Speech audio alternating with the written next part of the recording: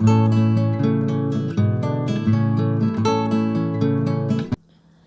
यीशु में आप सबों की सलामती हो। मैं हूँ सायमा आबिद और आप देख रहे हैं यूट्यूब पर हमारा चैनल गॉड इज़ लव यानी खुदा मोहब्बत है। अजीज़ों, हम खुदावंद के हुज़ूर शुक्रगुज़ारी करते हैं कि वो पाक है, वो गयूर है, वो कहर करने में धीमा और शफ़क़त में गनी है। हम सब मिलकर उसे शुक्रगुज़ारी का सजदा देते हैं। शुक्रगुज़ारी करते हैं खुदावंद के ज़िंदा पाक कलाम के लिए, जो मुर्दा हड्डियों के लिए ताज़गी है, जो खुशी है, तसल्ली है, इत्मीनान है और मेरे लिए और आपके लिए बरकत का बायस है। बहुत ही खूबसूरत एक आयत जो आज पाकरू की रहनुमाई में मुझे मिली। मैं चाहूँगी कि ज़रूर हम उस आयत के वसीला से आज सीखें और बरकत पाएँ कि खुदावंद मुझसे और आपसे क्या कलाम करना चाहता है। आप मेरे साथ देख सकते हैं मुकद्दस मत्ती रसूल की अंजील उसका 21वां बाब और उसकी 22वीं आयत में यूँ मरकूम है, और जो कुछ दुआ में ईमान के साथ मांगोगे वो सब तुमको मिलेगा। अजीज़ों, इस आयत में हम 3 बातें सीखते हैं। सबसे पहली बात कि हमने बिला नागा दुआ करनी है और यीशु ने हुक्म दिया कि जो कुछ दुआ में ईमान के साथ मांगोगे वो सब तुमको मिलेगा। यीशु अपने वादों में सच्चा और आदिल है और उसके सारे वादे हाँ के साथ हैं। इस बात के लिए हम खुदावंद की शुक्रगुजारी करते हैं। उसने हुक्म दिया कि मांगो तो दिया जाएगा। दूसरी बात हम देखते हैं कि ईमान। अजीज़ों, खूबसूरत ईमान की तारीफ़ जो है, ईमान की डेफिनेशन इब्रानियों का ख़त उसका 11 बाब और उसकी पहली आयत में देखें तो लिखा है कि ईमान अनदेखी चीज़ों का सबूत है। मैंने और आपने खुदा को नहीं देखा, लेकिन मेरा और आपका ईमान है कि वो ज़िंदा है, वो कादिर मुतलक है और वो सब कुछ करने की कुदरत रखता है। लेकिन इंसानी ये फितरत है और हम जब दुनियावी दुनिया में रहते हुए आजमाइश में गिर जाते हैं तो अक्सर मेरा और आपका ईमान क्या होता है, डगमगा जाता है। और अगर हम कहें कि ऐसा नहीं तो ये क्या है, यहाँ पर हम गलती पर हैं। क्योंकि हम देखते हैं कि जब यीशु के जो शागिर्द थे वो हर वक्त यीशु के साथ रहते। सबसे ज़्यादा वक्त यीशु के शागिर्दों ने यीशु के साथ गुजारा। उन्होंने अपनी आंखों से बेशुमार मौजज़ात देखे। यीशु ने अंधों को आंखें दी, बहरों को कान दिए, गूंगों को ज़ुबान दी, बहुत से बदरू गिरफ्तार लोगों को आज़ाद किया। लेकिन इसके बावजूद उनका ईमान जो था वो उस वक्त डगमगा गया जब वो कश्ती में यीशु के साथ मौजूद थे।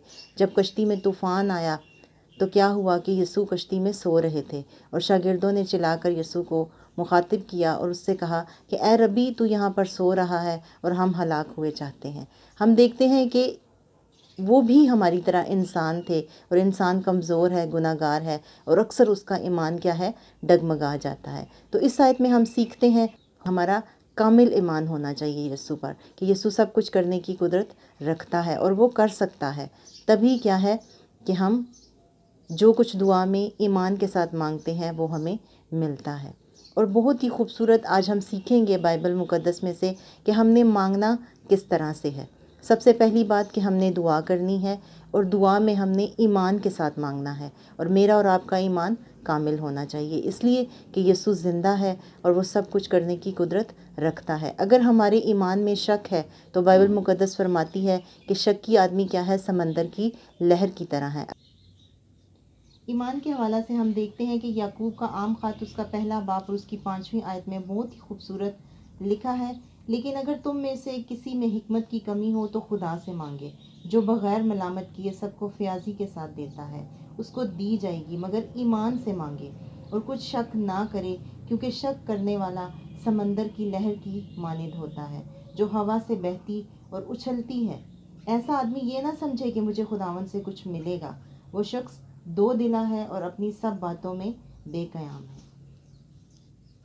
यहाँ पर हम देखते हैं कि अगर हमारी ज़िंदगी में शक है तो फिर हमारे लिए कुछ भी मुमकिन नहीं है। दूसरी बात हम सीखेंगे कि हमने मांगना किस तरह से है।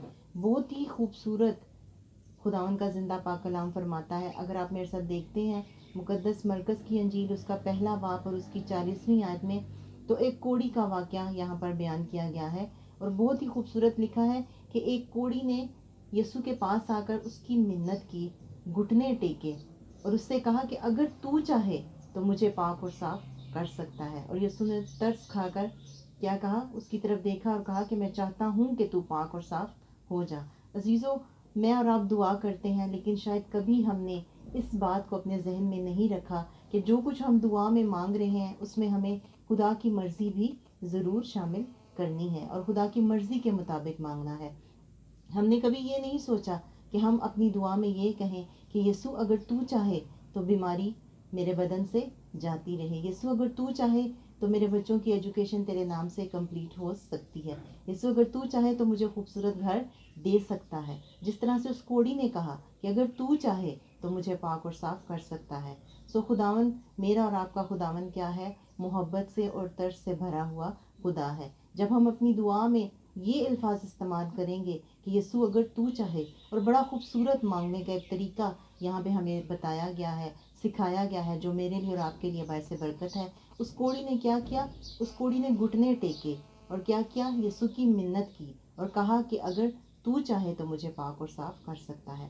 اور پھر یسوع کا جواب کیا ہوگا کہ میں چاہتا ہوں کہ کیا ہو، تو پاک اور صاف ہو جا، بیماری تیرے گھر سے، تیرے جسم سے جاتی رہے، اور کیا ہو، تیرے بچوں کی تعلیم پوری ہو، اور تجھے اچھا گھر ملے، اچھی گاڑی ملے، اور ہر دنیا کی وہ خواہش جو انسان ہوتے ہوئے ہم رکھتے ہیں، تو کیا ہے کہ یسوع ہمارے لیے کر سکتا ہے، کیونکہ وہ زندہ ہے اور قادر مطلق ہے۔ عزیزو، آج ہم نے سیکھا اس آیت کے وسیلہ سے کہ جو کچھ دعا میں ایمان کے ساتھ مانگو گے وہ سب تم کو ملے گا۔ ہم شکر گزاری کرتے ہیں خداوند کے اس پاک کلام کے لیے کہ ہم نے ایمان کے بارے میں سیکھا، اور بہت ہی خوبصورت ہم نے مانگنے کا طریقہ سیکھا کہ ہم نے کس طرح سے خدا باپ سے مانگنا ہے۔ خداوند اس کلام کے وسیلہ سے مجھے اور آپ کو برکت دے۔